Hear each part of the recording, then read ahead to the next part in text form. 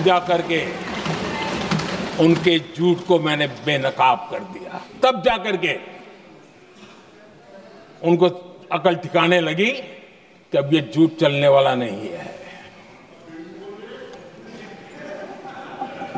आदरणीय अध्यक्ष जी, जो हमारे छोटे दलों के साथी हैं, जो राजनीति में नए हैं, उनको कभी शासन में रहने का अवसर नहीं मिला, उनसे कुछ बातें निकलती मैं समझ सकता हूं।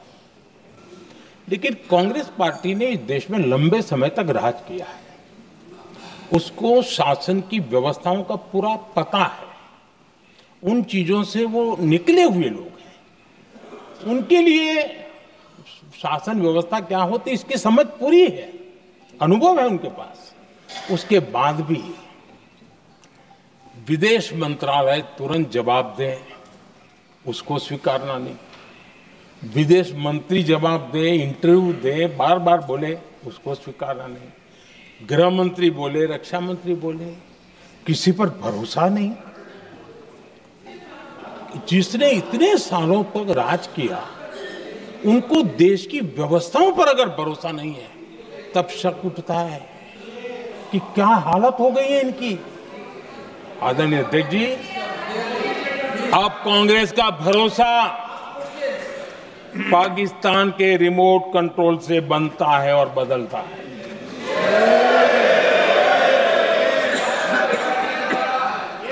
आदरणीय अध्यक्ष जी, एक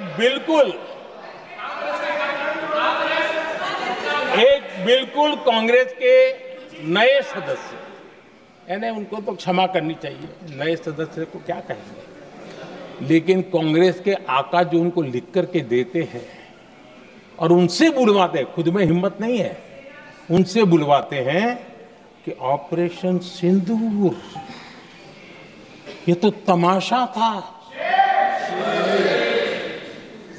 ये आतंकवादियों ने जिन 26 लोगों को मौत के घाट उतारा था ना, उस भयंकर क्रूर घटना पर ये तेजाब छिड़कने वाला पाप है। तमाशा कहते हो? आपकी असहमति हो सकती है, और ये कांग्रेस के नेता बुलवाते हैं।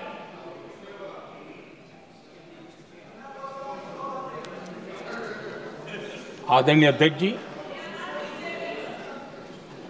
पहलगाम के हमलावरों को कल हमारे सुरक्षा बलों ने ऑपरेशन महादेव करके अपने अंजाम तक पहुंचाया।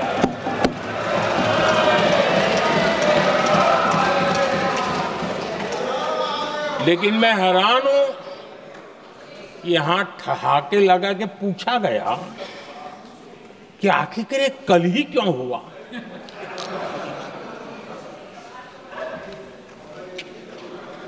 अब ये क्या हो गया है, मुझे समझ नहीं आ रहा है। क्या ये ऑपरेशन के लिए कोई सावन महीने का सोमवार ढूंढा गया था क्या? क्या हो गया है इन लोगों को? हताशा, निराशा इस हद तक।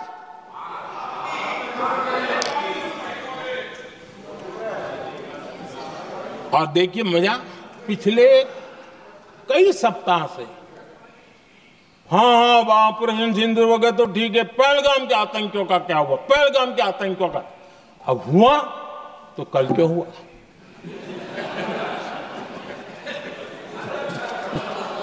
और कल ही क्यों हुआ? क्या हाल है अध्यक्ष जी का। आदरणीय अध्यक्ष जी,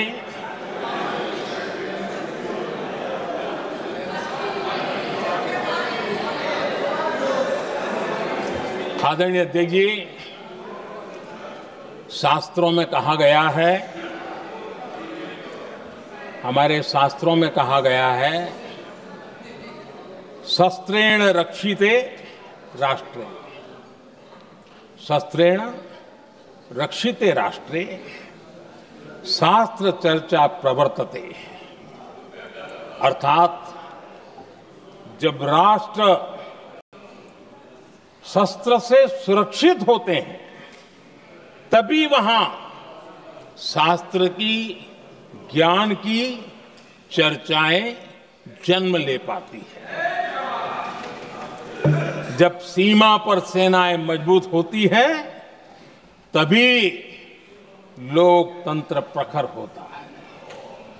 आदरणीय अध्यक्ष जी,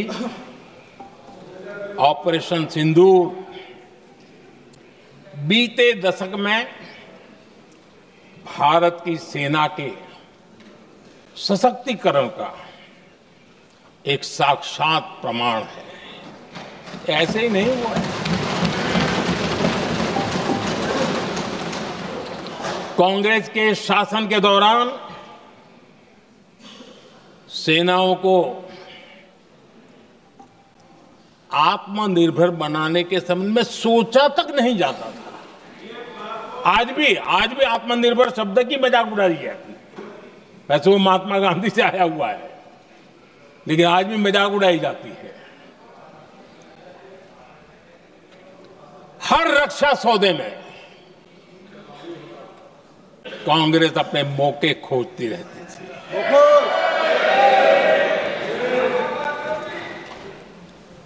छोटे छोटे हथियारों को लिए विदेशों पर निर्भरता, ये इनका कार्यकाल रहा है। Bullet proof jacket, night vision camera तक नहीं होते थे, और लंबा लिस्ट है। जीप से शुरू होता है, बफोर, हेलीकॉप्टर, हर चीज के साथ घोटाला जुड़ा हुआ है। आदरणीय अध्यक्ष जी, हमारी सेनाओं को आधुनिक हथियारों के लिए दशकों तक इंतजार करना पड़ा।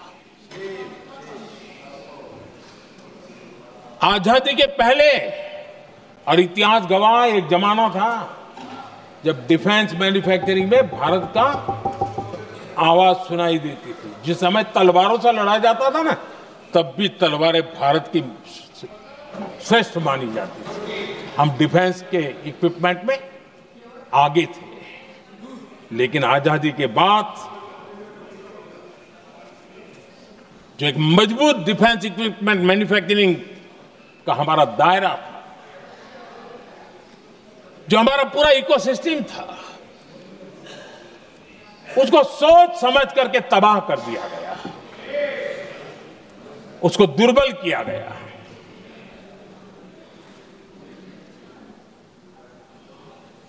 रिसर्च और मैन्युफैक्चरिंग के लिए रास्ते बंद कर दिए गए। अगर इसी नीति पर हम चलते तो भारत इस 21वीं सदी में ऑपरेशन सिंदूर के संबंध में सोच भी नहीं सकता।